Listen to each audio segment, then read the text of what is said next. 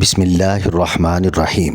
ناظرین، شاخ پر بیٹھا پرندہ شاخ کی کمزوری سے نہیں ڈرتا، کیونکہ اسے اپنے پروں پر اعتماد ہوتا ہے۔ اگر زندگی میں سکون چاہتے ہو تو کبھی کسی سے توقع مت رکھنا، ورنہ مصیبتوں میں گرے رہو گے۔ دنیا میں دو طرح کے لوگ ہوتے ہیں، کچھ برے وقت میں بدل جاتے ہیں اور کچھ برے وقت کو بدل دیتے ہیں۔ مسلمانوں کا ہر فرقہ ہی ایک دوسرے کو کافر کہتا ہے، بس ایک کافر ہی ہم سب کو مسلمان کہتا ہے۔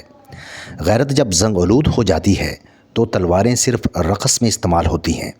رسول اللہ صلی اللہ علیہ وسلم نے ارشاد فرمایا، جو شخص پابندی سے استغفار کرتا ہے، اللہ تعالیٰ اس کے لیے ہر تنگی سے نکلنے کا راستہ بنا دیتے ہیں۔ حضرت علی رضی اللہ تعالیٰ عنہ نے ارشاد فرمایا کہ محنت کا پھل اور مسئلے کا حل رب دے گا، یہ مت سوچو کہ کب دے گا، جب دے گا بے حساب دے گا۔ رسول اللہ صلی اللہ علیہ وسلم نے ارشاد فرمایا، خیرات کو مت روکو ورنہ تمہارا رزق بھی روک دیا جائے گا۔ رسول اللہ صلی اللہ علیہ وسلم نے ارشاد فرمایا، اللہ کو سب سے زیادہ پسندیدہ کام مسلمان کو خوش کرنا ہے۔ رسول اللہ صلی اللہ علیہ وسلم نے ارشاد فرمایا، مسلمانوں، اگر تم میں سے کوئی چاہتا ہے کہ وہ اللہ سے باتیں کرے تو اس کو لازم ہے کہ قرآن پڑھے۔